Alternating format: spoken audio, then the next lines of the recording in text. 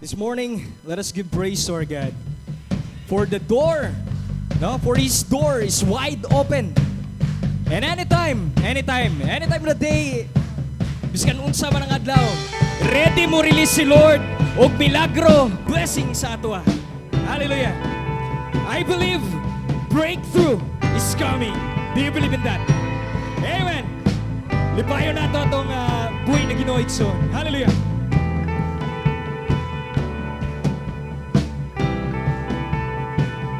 I give you glory for all you brought me through,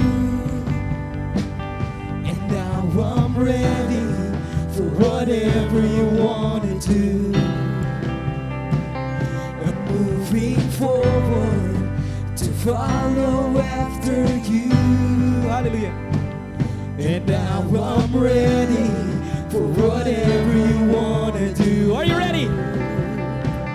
For now I'm ready for whatever you want to do. Yeah, your presence is an open door.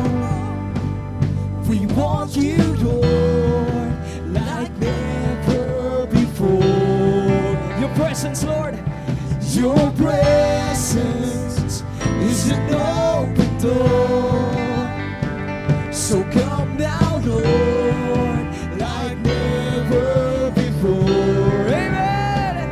In every season, your grace has been enough. Hallelujah.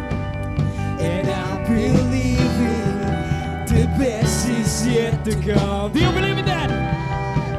The cross before me, my whole world takes up. Hallelujah. And in you, Jesus, the best is yet to come. Amen. Whoa. Your presence is an open door. We want you, Lord, like never before. Your presence, Lord. Your presence is an open door.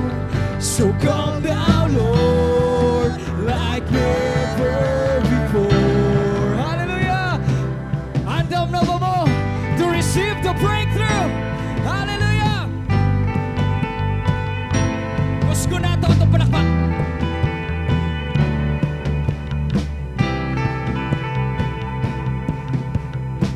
Well, I know breakthrough is coming.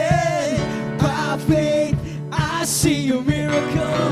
My God made me a promise and it won't stop now. Yes, I know breakthrough is coming. Come on! By faith, I see a miracle. My God made me a promise and it won't stop now. Yes, I know breakthrough is coming. By faith, I see a miracle. My God made me a promise and it won't stop now. I know breakthrough is coming. By faith, I see a miracle. My God made me a promise and it won't stop now. God is rising again. Yes, I know breakthrough's coming. By faith, I see a miracle. My God made me a promise and it won't stop now. Come on, let's do the praise. Go.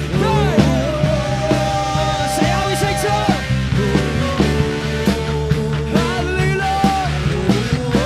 Breakthrough, we need a breakthrough.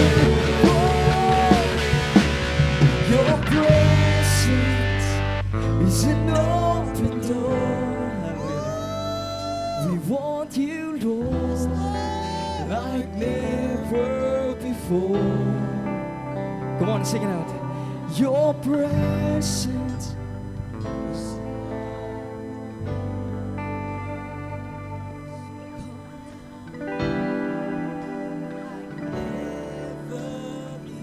Come on, sing it on walay instrumento. Your presence is an open door. Louder and louder. We want you, Lord, like never before. One last time.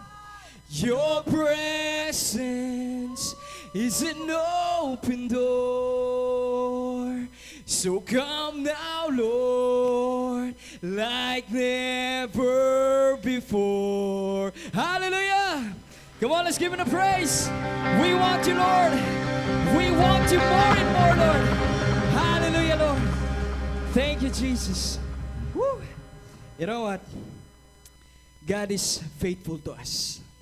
Ha? Nagka-pandemic man, ayahay man atong kabuhi, naman tayo problema. He's been faithful to us throughout sa atong kinabuhi. So therefore, let us also be faithful and consistent sa atong commitment sa iya. Let's encourage one another. Kung ay nagaluya, let's stop them. Itap nato sila. Bro, sis, tara. Pangalagad ta. Ha? Kung kaya ni mong magluhod karon igsoon, just kneel before God. No? Magluhod ta. Let's worship God. Let's allow the Holy Spirit to come upon us right now. Hallelujah, Lord. We invite you, Lord. Thank you, Jesus. Thank you. Jesus.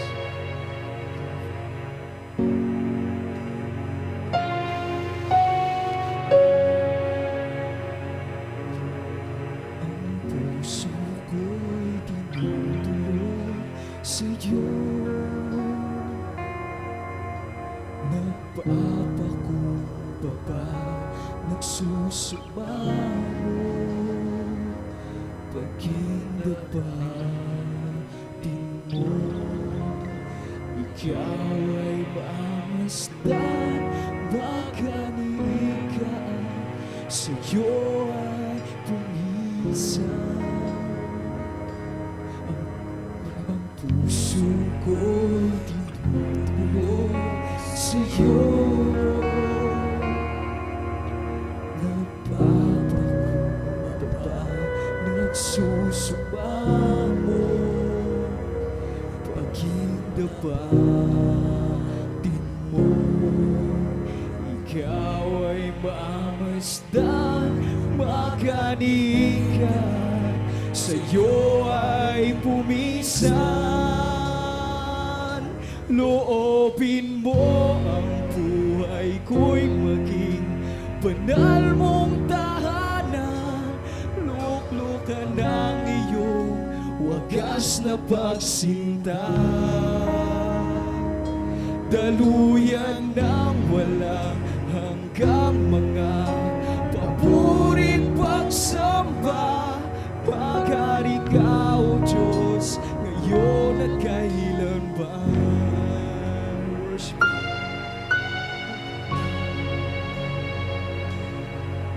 Ang puso ko'y tinutulog sa'yo. Nagpapakumbaba, nagsusumamo, pagkindapatin mo. Ikaw ay mamasdan, makanikan, sa'yo ay pumisan. Loobin mo ang buhay ko'y maging banal mong tahanan. Luklukan ng iyong wagas na pagsinta. Daluyan ng walang hanggang mga paborit pagsamba.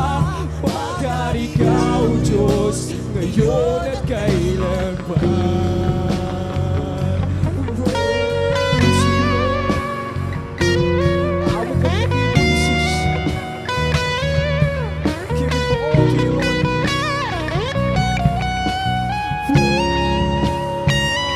Loobin mo ang buhay ko'y maging banal mong tahanan. Luklukan ng iyong wagas na pagsinta. Daluyan ng walang hanggang mga paborit pagsamba. Maghari ka, O Diyos, ngayon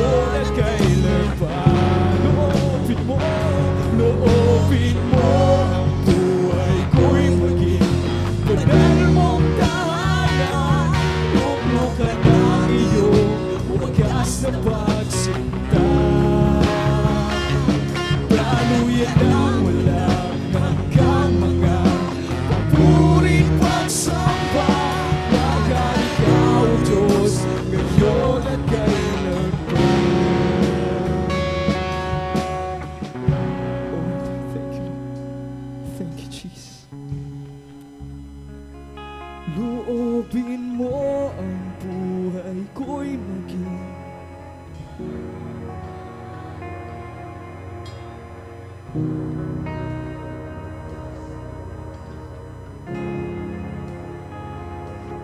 daluyan ng mga hanggang mga paborit pagsamba. Magari ka, O Diyos, ngayon at kailanman. Magari ka, O Diyos, ngayon at kailanman. Magari ka, O Diyos, ngayon at kailanman.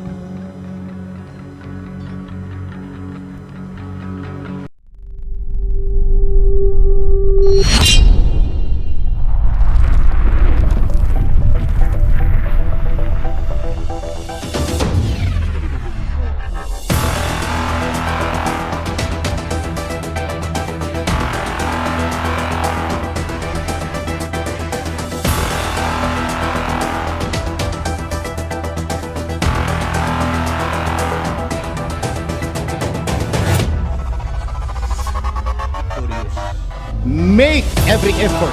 Make every opportunity. Do not waste your time. Do not waste your talent. Do not waste your treasure. Walk wisely.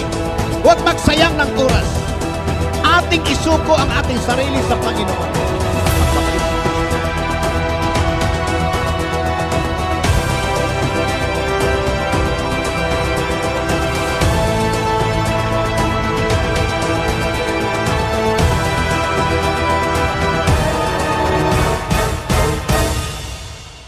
Let's welcome the man of God, Pastor Abraham Malay. Palakpakan na ito mga igsoon.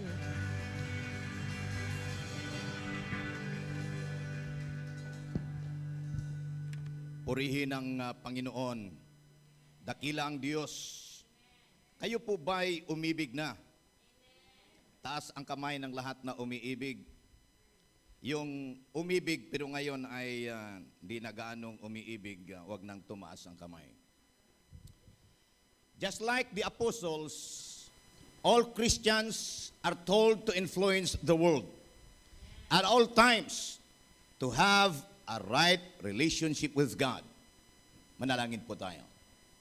Amang banal, dalangin po namin na sa umagang ito, kami ay yung patnubayan upang sa ganon, ang aming influence ay maging malakas, mas malakas kaysa noon. Tulungan niyo po kami na ang inyong kapangyarihan, ang inyong pagmamahal ay aming madama sa umagang ito. Ito po ang aming dalangin sa pangalan ni Jesus. Everybody say Amen. Sige, maupo po tayo. Purihin ang Panginoon. Dakila ang Diyos. Sa umagang ito ay ating pong pag-aralan ang mensahe hinggil po sa increasing your influence during pandemic. Nasa pandemic po tayo, mga minamahal, subalit gusto po ng Panginoon na tuloy-tuloy po ang pag-increase, ang paglaki, ang paglakas ng ating pong influence. In Revelation chapter 2 verses 1 to 7, dito po ako ay magbabasa mula po sa American Standard Version. Ito po ang sabi, to the angel of the church in Ephesus, write, the one who holds the 7 stars in his right hand, the one who walks among the 7 golden lampstands, says this, means Jesus. I know your deeds and your toil and perseverance, and that you cannot tolerate evil men, and you put to the test those who call themselves apostles, and they are not, and you found them to be false.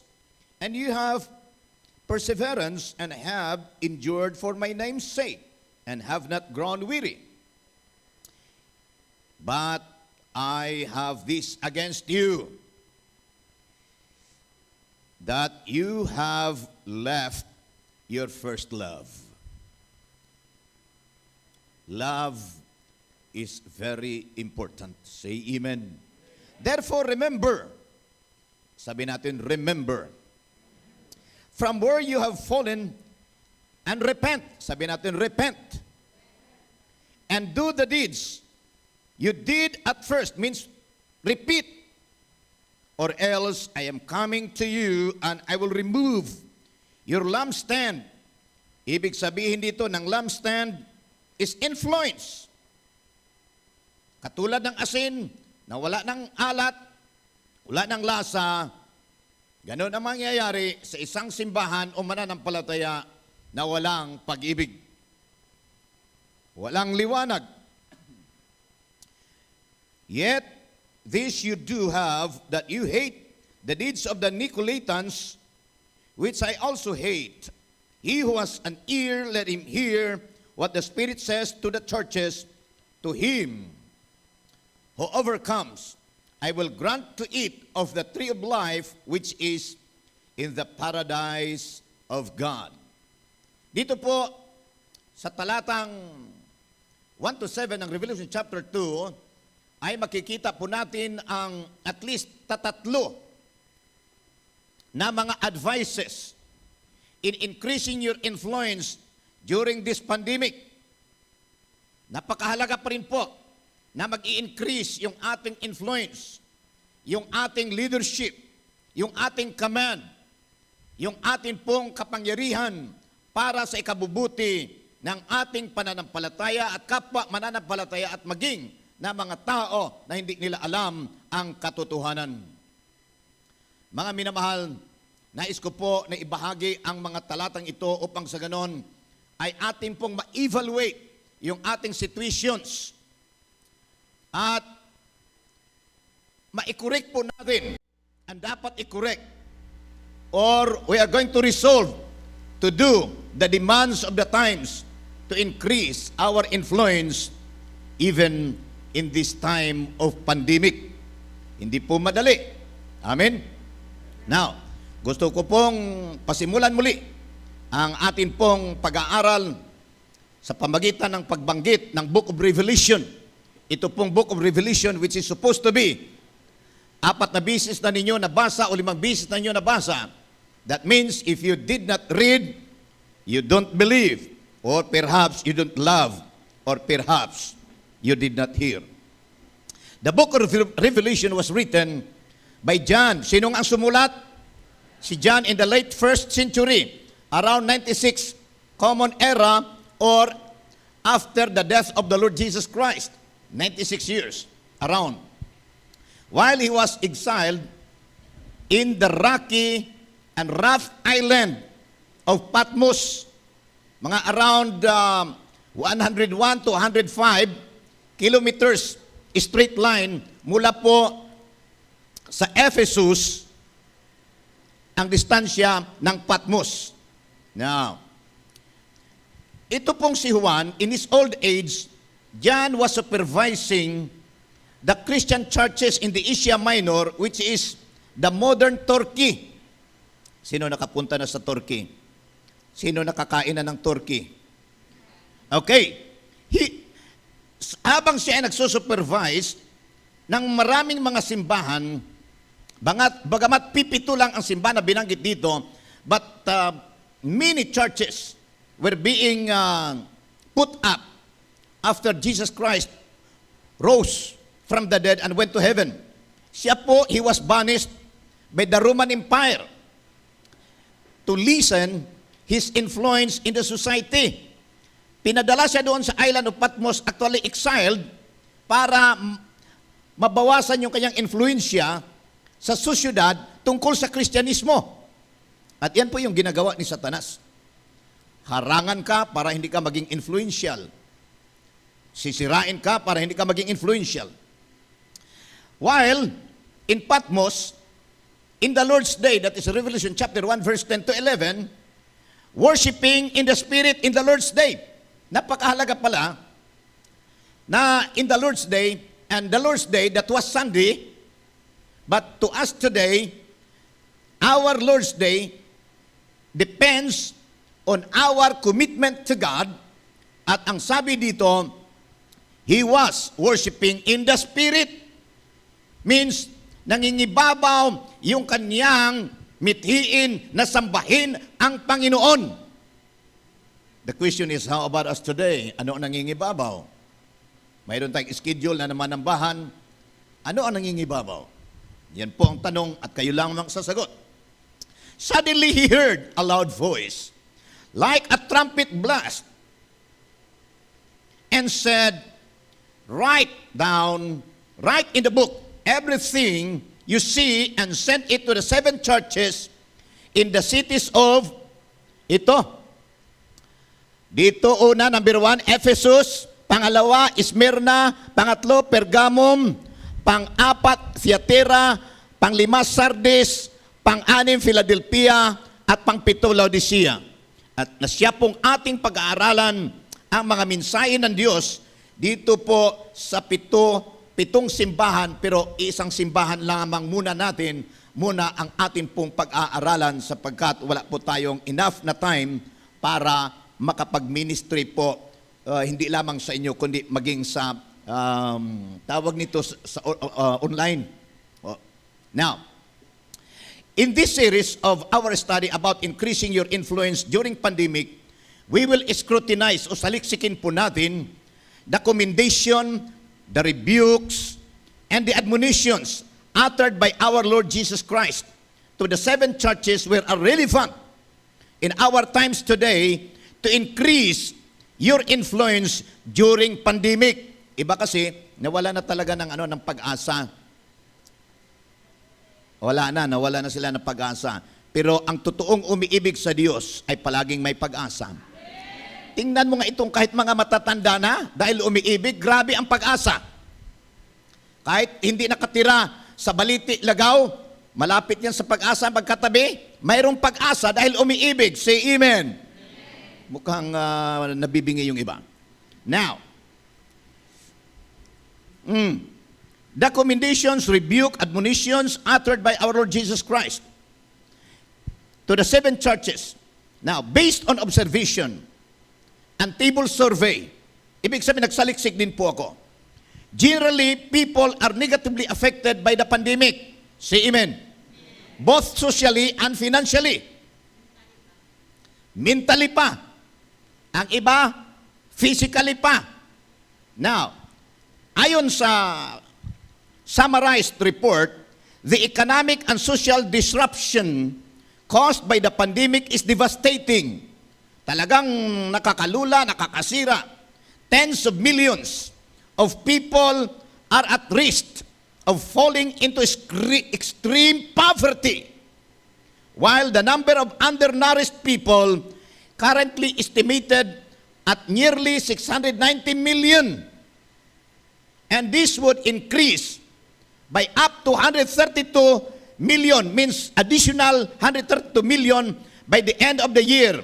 Iyan po yung survey by October 30 to 2020. That means 2021 na tayo ngayon.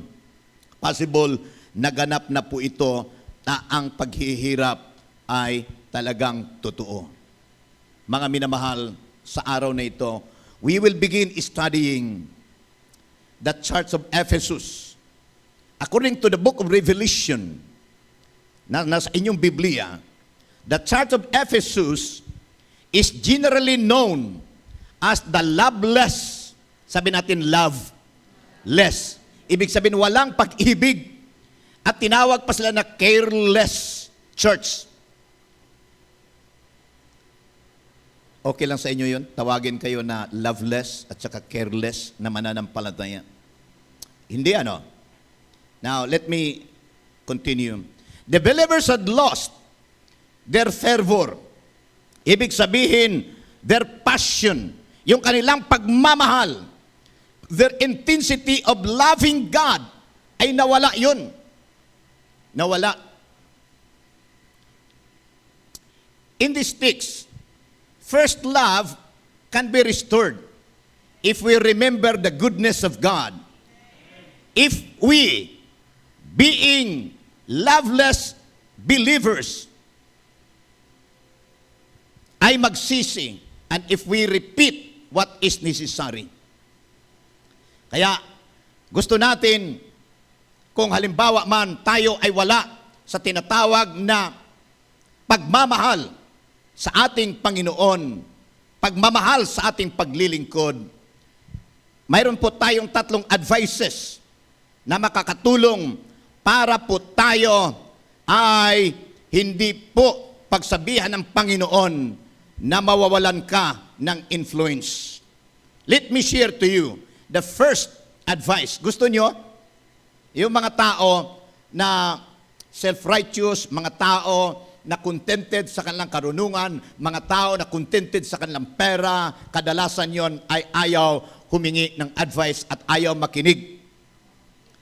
But thank the Lord, you are here today at sabihin mo sa iyong katabi, I am ready to hear an advice from the King of Kings, from the Lord of Lords, the Almighty God. Number 1, in verse 1 to 5, sabi dito, therefore remember, from you were fallen.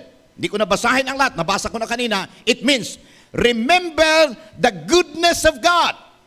Gusto mong uminit ang iyong pag-ibig sa Panginoon, alalahanin mo ang kabutihan ng Diyos sa iyong buhay. Hindi yung iyong kabutihan, butihon ka na igsuon. The Ephesian believers were known as loveless and proud believers. Actually, they were hard workers. See, di ba maganda na maging hard workers tayo? Amen?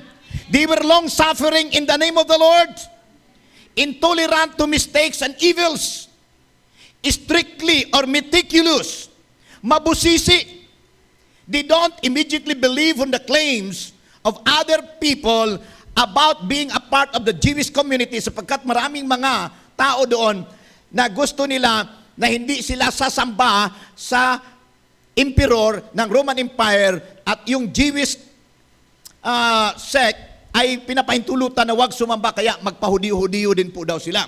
Subalit kanila yang ini-scrutinize, mga minamahal. Now, sabi po ng verse 3, kugihan, walay kakapoy. Ang tanong, kayo po ba ay napapagod sa inyong paglilingkod? Napakahalaga na tayo ay hindi napapagod, subalit ang sabi ng Panginoon, but I have this complaint against you. Mayroon akong reklamo sa inyo, sabi ng King of Kings, sabi ng Hari ng mga hari, because you forgot your first love. Oh, masipag, parang si Pastora Maricel, masipag, parang yung mga taga-Upper London, masisipag, subalit ang complaint ng Panginoon, you forgot the first love. In verse 2, God had given them a commendation, of course. Sabi ng Panginoon, with all the good things they had done. This means, God does not forget all our good works. Hindi nakakalimutan ng Diyos. They are all recorded. Tumulong ka kay pastor, recorded yan. Nagbigay ka, recorded yan. This is made clear in Galatians chapter 6 verse 9 to 10, in Hebrews chapter 6 verse to 10, na ang sabi, wag lamang tayo mapagod sa paggawa ng mabuti sapagkat darating ang oras na ikaw ay gagantipalaan ng Panginoon. But God said, I have something against you. Means, God has a complaint because they forgot and left their first love. What does it mean? They were so busy in many good things. Parang tayo, parang kayo, maraming ginagawa. Hindi masama na maging masipag. Say amen. They even made clear separation or distinction from worldly things.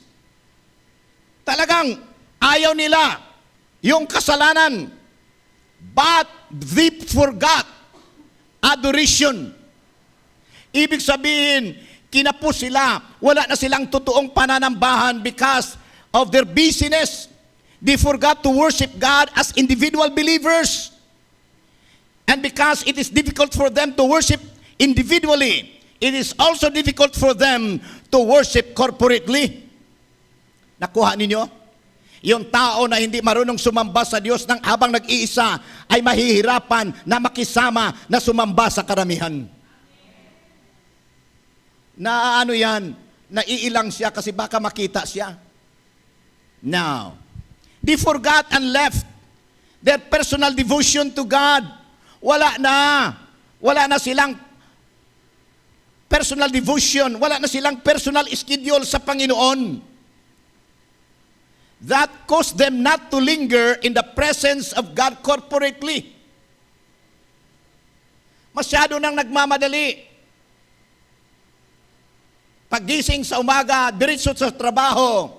Pag-uwi sa gabi or umaga na, diretso tulog, wala nang personal schedule sa Panginoon. Kaya pati ang kanilang corporate na katulad nito ay mahirap sa kanila na pumunta.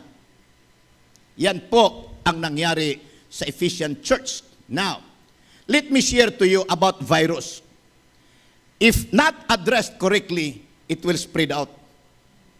Una, ang virus, tinatawag niyan scientifically, sa maliitan na situation or measurement is endemic. Nasa isang area lang. Primero, itong COVID-19 ay hindi ito laganap. Nasa Wuhan. Umabot sa buong China, naging epidemic. Umabot sa buong daigdig, naging pandemic at kasali na po tayo doon. Ngayon, kung mayroon mang virus yung ating utak, virus ng takot para maglingkod sa Panginoon, let us check it. Let us remember or understand that good works, perseverance, as good as they are, as valuable as they are, they should not be used as substitute of the value of individual devotion and corporate adoration to God. Dapat talaga tayo ay nagbabasa ng salita ng Panginoon. Dapat talaga tayo ay sumasamba sa Panginoon kahit nag-iisa. Nalulungkot ako sa mga tao na nasa loob na ng simbahan, subalit text pa rin ng text. That is a sort of ignorance. You do not know the truth of the matter. Mga tao na walang ibang ginawa kundi mag-text na mag-text. Maglaro na maglaro. Walang panahon sa Panginoon. And I am here right now. I am not John, but I read the writing of John as spoken by Jesus Christ. Mga minamahal, remember, do not forget the love of God. And love of God as well. Makakatulong yan. Involved in the Sagip ministry. Sagip means involved in solid word. And then, involved in active fellowship. G, involved in generous giving. I, involved in intensive prayer. And then P, involved in power evangelism. Pangalawa po na advice, mga minamahal, ay hindi lamang remember, kundi repent from being loveless believers. In verse 5 it says, therefore remember from where you are fallen and repent. Lovelessness is a sin. Yung walang pagmamahal ay kasalanan yun. Ang kakulangan ng pagmamahal ay kasalanan yun. Whether in the home, in husbands and wives, you are just coming together without love, yan ay kasalanan. Prior to the fall, the Ephesian believers were very mindful of the love of God. That in return, they love God so much, and they love each other so much. But in the course of time, pagdating ng second generation, means after perhaps 40 years to 50 years, ito po ang nangyari. The second generation forgot about the goodness of God. Kung tayo ay first generation, according to our fellowship, ang next children natin, they can be the second generation at dapat po ay malaman nila na ang paglilingkod sa Panginoon ay dapat painit ng painit, mga minamahal. They forgot on the goodness of God. They forgot that they were saved by the grace of God. They forgot that they need to love one another with a God kind of love. They spoke the word of truth without grace. Their sacrifices were without love. Nagsasacrifice, pero nagagabagulbul. Walang kagalakan. Their sins were the sins of digression. Ibig sabihin, lumihis. They digressed from love relationship into a mere practitioner of religion. Gagawin natin ito kasi kailangan, gagawin natin ito kasi kailangan. Subalit, ang pagmamahal ay wala po, mga minamahal. Their good words or good works and practical acts were no longer governed by the spirit of love. Napipilitan lamang na pumunta sa simbahan. Napipilitan lamang na nagbabasa ng Biblia kasi ini-inspeksyon. That is not love.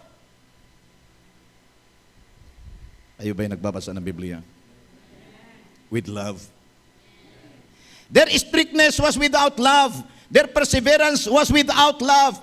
They were no longer motivated by love. Because of that, they were not enjoying the language of love. The language of love is cheerful giving. Hello? Di ba? Sino rito makapagsabi, bilisan ninyo at I'm running out of time, na kapag mahal mo, let us come to a person, mahal mo yung isang tao, magaan sa iyo na tumulong at magbigay. Praise God. Now, dahil po sa kanilang kawalan ng kanilang pagmamahal, no more evangelism. They were no longer telling people about the love of God, so no more evangelism. Kayo ba ay nag-i-evangelize pa? It is a question of loving God.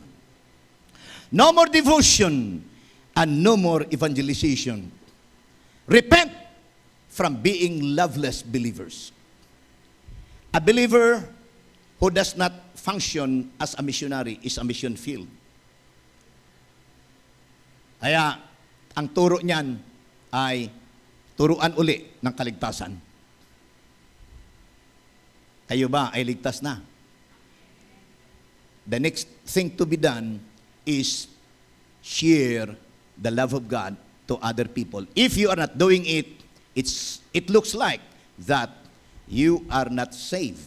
Because a saved person is a thankful person and a loving person that will love God and will love other people by way of telling them that salvation is for free. Tingnan mo nga itong mga tao na mga mararamot.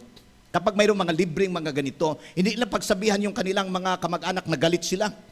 Ayaw nila na mayroon ding pagpapala. Gusto nila sila lang ay pagpapala. Galit ba kayo sa daigdig? Hindi. Love ba natin si God? Love ba natin ang mga tao? Then share the Word of God. Pangatlo po, mga minamahal, of course, let us repent from being loveless. Hindi ka nagbabahagi. Let us be mindful for the spiritual salvation of others.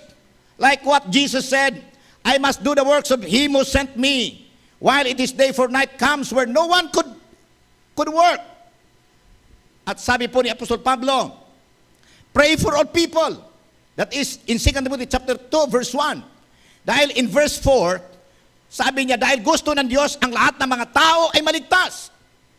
Kamusta ang inyong mga notebooks? Mayroon ba kayong mga prayer notebooks na naglilista ng mga tao para maligtas? Kung wala, pasimulan ninyo sa araw na ito. Make a decision. Make a decision, mga minamahal. Kasi maliwanag po. Ano po? Na kapag tayo ay namumunga at yung bunga natin ay nagpatuloy, makakahingi ka, sabi ng Panginoon, kahit ano. Last advice. In verse 5 uli, therefore remember, sabi natin remember, from you are fallen and repent. At ang sabi, do the deeds you did at first.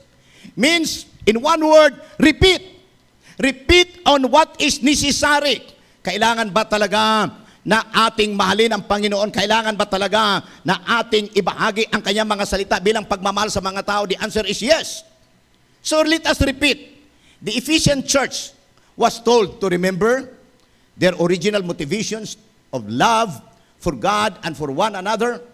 To repent means reverse course and turn back to the original motive, and then to repeat or do things the way they should do to them out of love and devotion rather than just mere determination. Yun lang. Sige lang, patuloy tayo. Dapat ang atin pong motivation is, I love the Lord. I love the Lord. I love the Lord. Hallelujah. Mga minamahal, Jesus Christ was reminding them to do things for the Lord and in the Lord with love as the underlying foundation. Dapat ang ating pong foundation sa ating paglilingkod sa Panginoon ay yung pong ating pagmamahal sa Diyos at ang pagmamahal ng Diyos doon sa mga tao na dapat makaalam, matuto ng katotohanan. In this message given by the Lord Jesus Christ through John, God was telling us also that without love as the underlying reason and foundation of what we do will make us without influence. Hindi po tayo makaka-influensya kung wala po tayong pagmamahal. Kasi maiinis lang tayo sa mga tao na ayaw kagad maniwala. Let me tell you, love influences everything. Kaya influensyahan na ang lahat sa pamagitan ng pag-ibig. Kaya influensyahan ng pag-ibig ang iyong bulsa. Kaya influensyahan ng pag-ibig ang iyong mga paa, ang iyong mga dila, ang iyong mga bibig. Hindi ba? Hindi ba? Hindi ba? Kaya nating ibigay ang lahat. Basta ikaw ay umiibig. And if we say we love God, then kaya din po natin ang lahat, mga minamahal. God was telling us also that without love as the underlying reason, we will not become influential. Ang tanong, gusto ba natin maging influential? Sabi po ng 1 Corinthians 13 verse 1 to 13, without love, you are nothing. Kaya, mga minamahal, gayahin po natin ang isang doktor na ang kanyang mga anak at ang kanyang asawa ay ginahasa ng mga Hapon dahil hindi nila mahuli-huli ang doktor na ito. It's a Filipino story. Dumating ang araw, yung Hapon na pumatay, gumahasa ng kanyang anak at ng kanyang asawa, ay dinala sa doktor at siya ang gumamot. Gumaling. Noong gumaling, natapos ang gera, of course, nagpasalamat ang Hapon at nagtanong, sino ba ang doktor na naggumamot sa akin? At noong ipinakilala sa kanya, nakita niya na ito talaga yung doktor na hinahabol namin. Nagtanong, Dok, hindi mo ba ako maalaala? Sabi ng doktor, naalaala kita. With my 2 eyes, I saw you reaping my children and even killing all of them with my wife. Bakit niyo ako binuhay? Sabi ng doktor na ito, dahil sa pag-ibig ng Panginoon. At ang Hapon na yon ay naligtas at naging pastor. For us to become more influential, let us operate, let us function with the God kind of love as written by Apostle Paul to the Corinthians. We should be zealous of the truth, but our zealousness should be tempered with the love of God, aspiration, or greatest desire, and practice it in our lives. Mga minamahal, Jesus said to His disciples, you are the salt and light of the world. That is Matthew chapter 5, verse 13 to 17. Now, gusto ng Diyos na tayo maging influential as we end. Subalit ang tanong ngayon, what shall we do? Ating alalahanin na ang Diyos ay mabuti. Na dapat mabuti rin tayo sa mga tao. Amen. Ating alalahanin na hindi uubra yung walang pag-ibig. Kaya tayo dapat mamuhay na puno ng pag-ibig at ating balikan ang dati nating sigla sa paglilingkod sa Panginoon. Yan, kung ikaw ay may dating sigla. Kung wala, magpasimula tayo ng bago, mga minamahal. Tayo po ay dapat magliwanag. Sabi po ng isang tawag nito, ng isang baby camel, sabi niya, Mama, bakit ang lalaki ng ating mga paa? Sabi ng mama, dahil para yan siya, kapag umapak tayo sa disyerto, hindi tayo mabaon. Mama, bakit napakalaki ng ating mga tainga? para yan siya mayroong pangbugaw ng mga insekto kapag tayo na sa disyerto. Mama, bakit ang hahaba ng ating mga pilikmata? Para yan siya kapag tayo naglakbay sa disyerto ay hindi tayo mapuwing sa mga alikabok. Mama, bakit ang laki ng ating bundok-bundok sa ating likod? Sabi ng mama, para yan siya, hindi tayo uahawin habang tayo ay nasa disyerto. Ang tanong ng anak, Mama, bakit tayo ay nandito sa zoo? Yan din ang tanong ngayon. Ang mananampalataya ay dapat lumiwanag. Ang mga mananampalataya ay dapat maging asin. Subalit, nasaan tayo? Are we hiding? Let us not hide. Para hindi tayo mag-hide, let us live in love, mga minamahal. Love can generously give. Love can unconditionally forgive. Love can serve with extra mile of service. Love lingers in the presence of God.